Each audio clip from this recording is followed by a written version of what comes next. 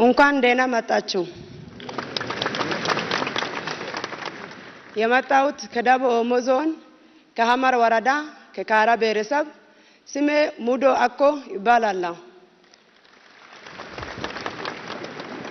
ከመጣሁበት አካባቢ አንድ ግጥም ለእናንተ ይዛችሁ መጥቻለሁ።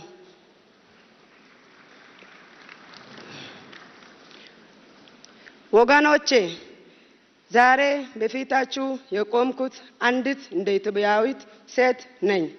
ነገር ግን እጆቼ ትንሽ ይንቀጠቀጣሉ። ነገር ግን ልቤ በተስፋ ተሞልቷል። ለብዙ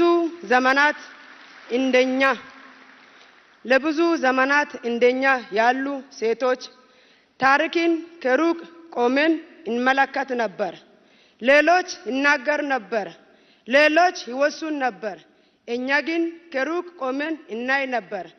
ወንድማሞቻችንን እንቀብር ነበር፣ እንባችንን እናብስ ነበር። ሰላም ይመጣ ይሁን ብለን እንጠይቅ ነበር። ዛሬ ግን ለመጀመሪያ ጊዜ ሀገሬ እንድናገር ጠርተኛለች።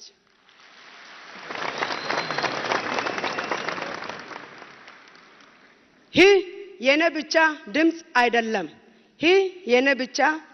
አይደለም። ይህ ከሩቅ ያሉት ሴቶችና እናቶች ድምጽ ነው። ማን ያልሰማችሁ እናቶች፣ ማን ያልጠየቃችሁ፣ ነገር ግን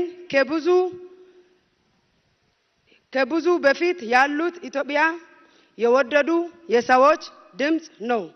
ዛሬ ኢትዮጵያ እያዳመጠች ነው። ባለመነጋገራችን ብዙ አጥተናል። ያተረፈኑ ነገር እንባ መቀበር ተጨምሮ ጥላቻ፣ ሐዘን፣ በቀል ነው። እሳት ቤት ብትገነባ ኖሮ ኢትዮጵያ ከዘመናት በፊት በተገነባች ነበር።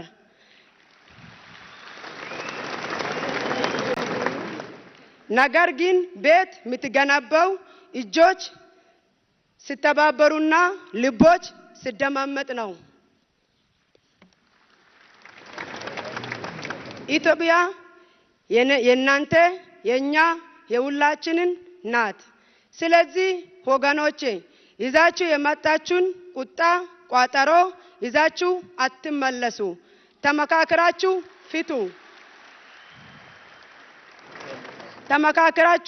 ፊቱ። ማን ያሸንፋል ብለን አንጠይቅ። ኢትዮጵያን አሸናፊ እናድርግ። እኔና የብዙ እናቶች ህልም ነው። ኢትዮጵያን አሸናፊ እናድርግ። ተባረኩ። ስላዳመጣችሁን ከልብ አመሰግናችኋለሁ።